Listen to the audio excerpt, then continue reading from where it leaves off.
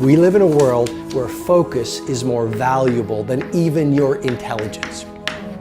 How many hours a day you waste, or how many hours a week you waste. And the classic answer is something like 4 to 6 hours a day. You know, inefficient studying, watching things on YouTube that not only do you not want to watch, that you don't even care about, that make you feel horrible about watching after you're done. That's probably 4 hours right there. You know, you think, well, that's 25 hours a week, it's 100 hours a month, that's 2.5 full work weeks, it's half a year of work weeks per year. And if your time is worth $20 an hour, which is a radical underestimate, it's probably more like 50 if you think about it in terms of deferred wages. If you're wasting 20 hours a week, you're wasting $50,000 a year.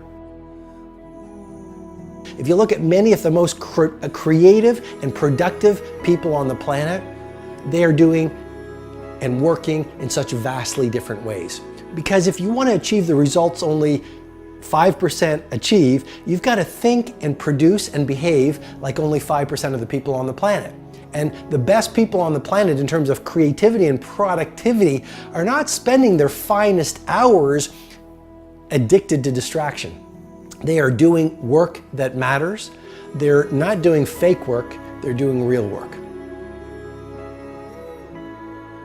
And so if your life isn't everything it could be, you could ask yourself, well, what would happen if you just stopped wasting the opportunities that are in front of you? You'd be, who knows how much more efficient? 10 times more efficient, 20 times more efficient. That's the Pareto distribution.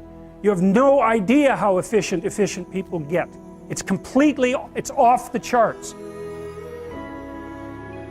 It's a constant storm to try to figure out what you're about, and you change. At 26, you're all about the hustle, you're gonna be a billionaire, this and that, and then you go to the bar one night and you fall in love. And it changes what you care about, right? And then you have a child, and then this happens, and then that happens. Things change. You just have to always consistently try to figure out what's driving you, and not because other people are watching, and not because that's what your dad wants, and not because that's what you said was gonna happen, and it doesn't look like it, and your family's gonna judge you. You just have to be as real with yourself as possible, and that is a very difficult struggle, but when you're not, you create enormous vulnerability and unhappiness. A lot of us get to work and we spend our best hours on our least important activities.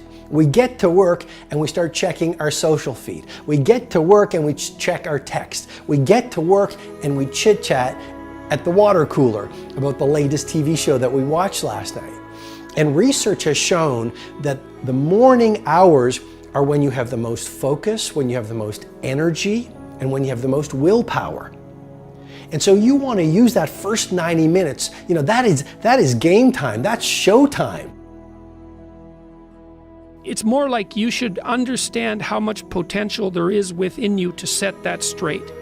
And then you should do everything you can to manifest that in the world, and it will set it straight. And that's better than self-esteem. It's like you're in a crooked, horrible position. Okay, fine, there's a lot of suffering and pain associated with that. Yeah, you can't just feel good about that because it's not good.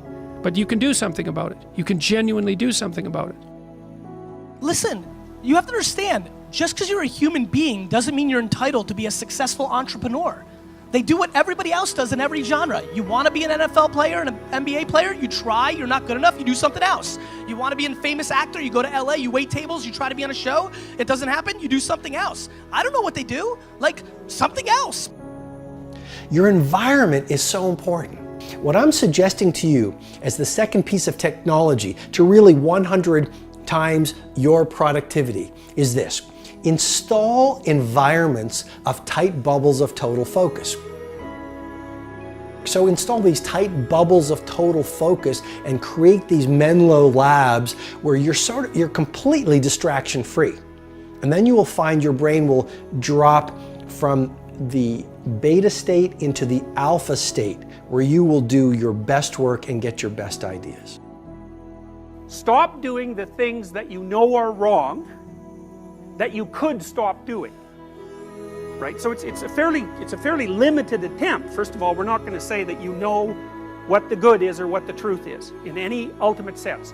But we will presume that there are things that you're doing that for one reason or another you know are not in your best interests. There's something about them that you just know you should stop. They're kind of self-evident to you.